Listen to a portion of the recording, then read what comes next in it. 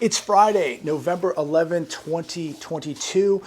First, I want to start this video out by saying thank you to all the veterans out there. Thank you for all your dedication, all your sacrifice, to the people out there that gave it all. Thank you. I thank your families. God bless all of you. God bless America. And I just want to thank all of you for that. Secondly, Nugget here. Just want to come out and say hi to everybody and just thank everybody for watching. All the great support of the channel, all the letters, all the prayers, all of the support. God bless all of you. None of this is possible without all of you. So Nugget, she's getting bigger. Many of you remember when we first got her just, I don't know, about a month and a half ago. She's really, really growing. She's been a great puppy. And a reminder, make sure that you're putting away extra food and supplies for your animals, for your pets. These are family members. And everybody, you know, they put food away for themselves and supplies, but they forget about these little guys. And they are family members. So make sure you're putting plenty of food and supplies away for them. Look at you. Yeah, she is a handful. So without further ado, let's get into what's happening. Some really, really big news to talk about.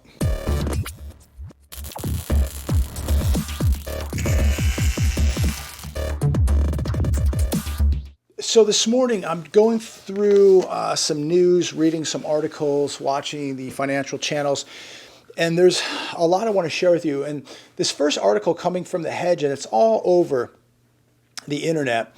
And this is a big one. Minnesota-based C.H. Robinson announces largest layoff in the history of freight brokerage. This is a giant freight company, ladies and gentlemen. And they're going to lay off up to 1,200 people. They have a total of 17,000 people that work for Robinson Freight, laying off up to 1,200. That is a large amount of people to lay off. This may be the largest layoff in history of freight brokerages not related to a bankruptcy or an acquisition.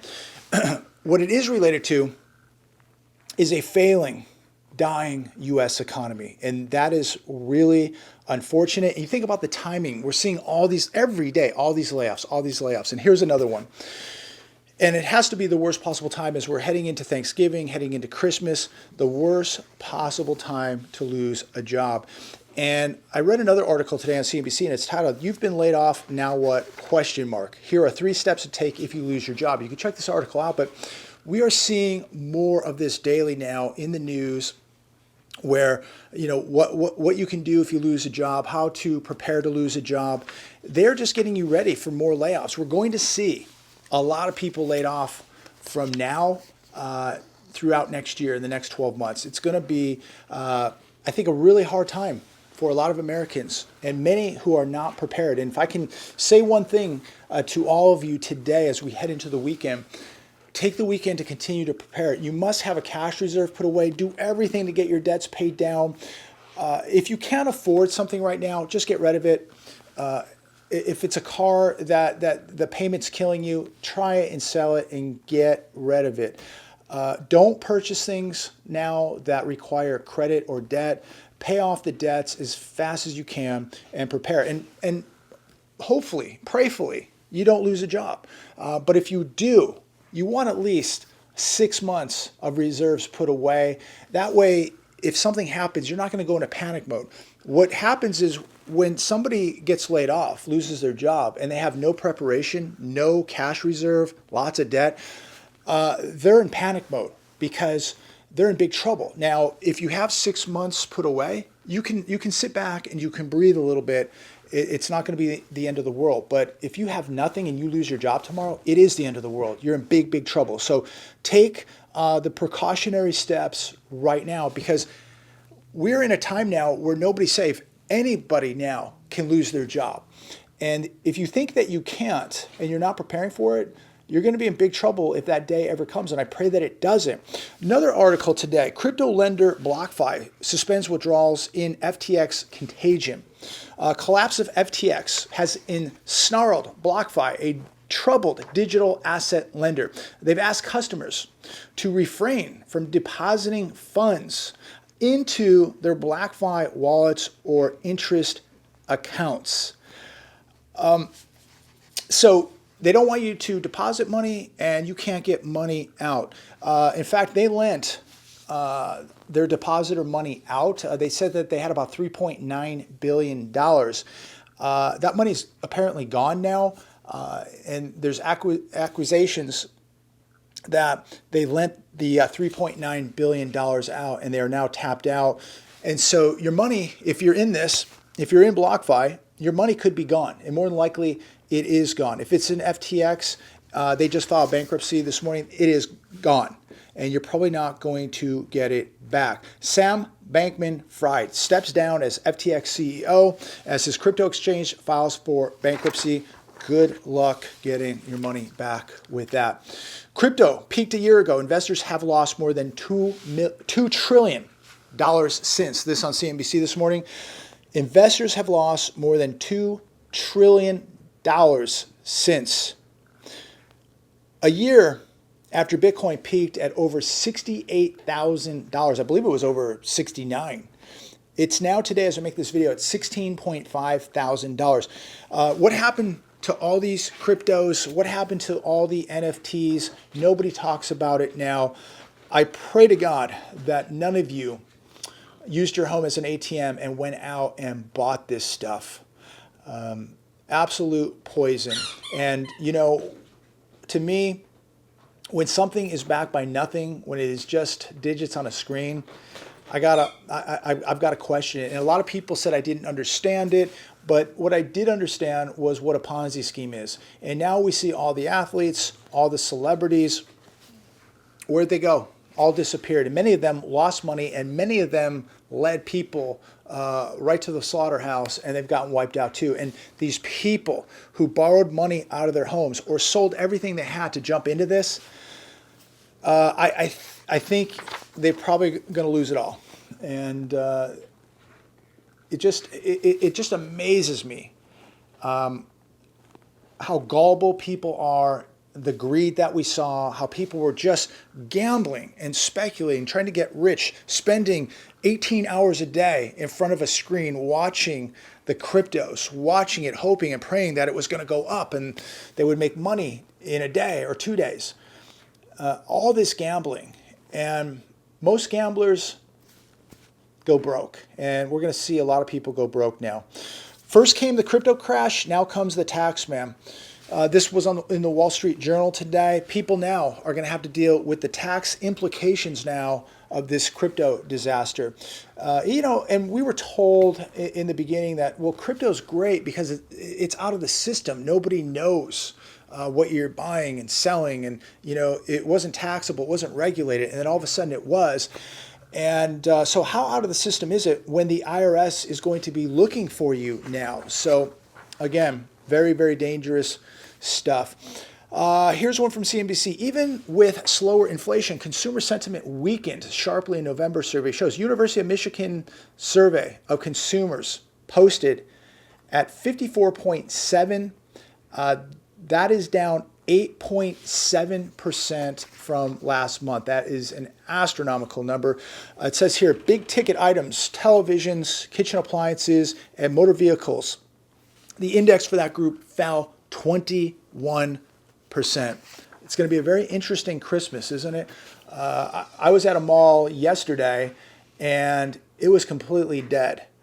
Now, people will tell me that the restaurants are busy, and they very well may be, but how many people are using a credit card to continue their lifestyle? And don't judge or don't measure an economy by if a restaurant is busy. In-N-Out is busy every day. Does that mean the economy is booming? Absolutely not. But again, how are people paying for their cocktails? How are they paying for their steak dinner? It looks to me like they're using credit cards, and they don't want to give up the lifestyle. People will not give up their standard of living if they can turn to credit cards and keep running up debt and keeping this lifeline going until they're tapped out and it's over. And at some point, many people are going to get tapped out. They're going to run out of credit cards, and they're going to hit a wall. And this economy will hit the wall also, and it is beginning to. The global shipping industry is facing a new problem: too many containers. This on CNBC. Traders and shippers say this is a downward shift in consumption appetite. This should be the busiest time of year for shipping. And we're seeing freight companies like Robinson laying off up to 1,200 people. We now have shipping containers parked all over the place. A complete 180 from a year ago. It's really shocking. But again, this should be the busiest spending period, the biggest shipping period of the year right now. It also says canceled sailings are on the rise. So very, very interesting. Well, look, the average consumer is not buying as much because they cannot. And many people are choosing to buy less retail and go out to dinner. So it'll be very interesting to see the numbers for this holiday season. Here's another one on the hedge. Fed pivot will be no cure for stock market ills. No, it won't be, because they're going to have to deal with a depression and a lot of unemployment. But it says in the article, if you're hoping that once the Fed takes its foot off the brake, stocks will shoot up and a new bull market will take flight. Think again, ladies and gentlemen, it's not going to happen. Prices of everything is just going to keep going up. And it says right here, as stocks will go from the inflation frying pan, they will go to the recessionary fire. Very, very interesting. We're going to be dealing with, look, we're in a recession right now. I was watching an interview last night with Carl Icahn, and so refreshing to hear somebody actually admit that we're in a recession right now. Carl Icahn says we're in a recession right now. It's going to get much worse. Don't be fooled by what happened in the market yesterday. But it's nice to know that some people actually can be honest and tell us what's really happening. We are in a recession right now. And by next year, we will more than likely be in a depression, in my opinion. California Sheriff's Office suspends daytime patrol services because of catastrophic staffing shortage. This was on Fox today. This county, Tahana County Sheriff's Office blames pay disputes for unprecedented situation. Patrols will stop November 20th in the county north of Sacramento. And I bring this up because this tells you and I that if you live in this county, Tahana, believe it, that's how it's pronounced, Tahana County, you're on your own beginning November 20th. It's nice that you have a phone and you could call them, and maybe they'll get out there in a half hour. Maybe it'll take an hour, but they're not going to be in your area. They're not going to be patrolling your area. And we're going to see more of this too, as counties and states just don't have the resources or the money to do this because they've spent it on a bunch of other stuff. And so unfortunately, your safety is not their concern. Your politicians have sold you out. So you can have one of these. Good luck. It's probably not going to save you. You can have cameras at your house. Probably not going to save you. So you better have real security, because Tahana County is telling you that they're not going to be able to save you. You're going to be on your own. And this is going to happen to more and more areas. I was talking to a very good friend of mine in law enforcement today, and he just said, look, we cannot get people to come to work for us. We cannot get new deputies hired. Nobody wants the job.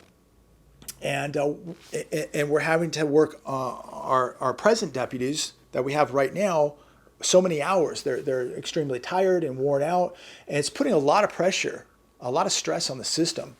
And I don't want my law enforcement people or deputies in my area, tired and just stressed out. But that's what's happening, and we're just overloading these people with work, and it's just not set up to be that way. And again, he just said we cannot find people to hire. People wash out at the academy. Nobody wants the job, and we're just overloading and overworking the deputies that we have right now. So it's a real sad state of affairs, but it's where we're at, and this just reinforces with you and I why we must be reliant on ourselves, because when we use this, there's no guarantee that anybody's coming to save us. The only one that can save you now is going to be you, and you need to get in that mindset right now. So I'm going to wrap it up right there. I hope everybody has a great weekend. Take some time this weekend, ladies and gentlemen, and continue preparing. That's all I can really say. This thing is getting so out of control. It's nice to see the 1,200 point rally yesterday on the Dow Jones and the NASDAQ up over 760. But what was it all based on? More hope. At the end of the day, inflation continues to go up. It is up 7.7% compared to last year. So I don't see where the good news is. And I don't see the Fed slowing down. It is going to get more expensive to go to the grocery store. Oil was up over $2 today. We're going to see probably oil break $100 a barrel next year. Prepare for that. Things are just broken. You drive by the car lots, you see a lot of empty shelves at the grocery store. You see these accelerating prices. My buddy called me yesterday, told me that he went to a fuel station yesterday in Riverside County, no diesel, gone. This diesel shortage, the food shortage, things are so broken. Something is so wrong. You could go to all these food processing plants that have burned down, the cattle that have died over the summer, and the meat crisis that we're probably going to see in 2023. It just goes on and on and on. All I can say is prepare and do the best that you can. But these people out here that believe that they'll never lose their job, that they don't need to prepare, that nothing bad is going to happen, I feel sorry for you, because the day of reckoning is coming, and I hope it doesn't come knocking at your door.